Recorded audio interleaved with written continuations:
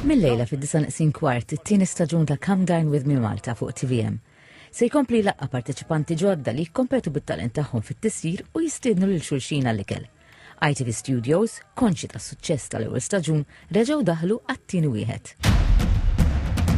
Il-producer eżekuttiv internazzjonali ta' ITV Studios, Wayne Cantor, spjega li Malta rnexxilha żżomm l-ispirtu oriġinali tal-programm filwaqt li żiedet identità unika tagħha.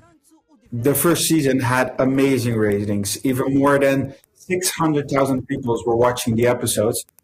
And we think that the success of season 1 was to be the normal. You see the normal people at home doing a dinner party. When I visited Malta this season, or Come Dine With Me, so when I visited, it was amazing to see how big everything was. It's a big production. Even though it's a small country, for us it felt like a big American production.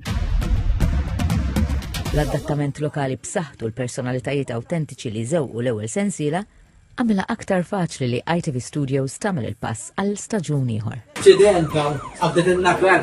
With now season 2 will be on air, we can also exclusively tell you that there will be a season 3. The love for the food in Malta is so big, and I think that's also a big success. Il-programm se jixxandar mill-ħadd sal-ħamis. Kull nhar ta' ħamis joħroġ ir-rebbieħ jew rebbieħa tal-ġimgħa li jieħdu magħhom €1,000. Il-vuċi issa marbuta ma' dan il-programm se tirritorna wkoll. Eileen Montezin se terġa' tkun in-narattriċi ta' Come Dine With Me.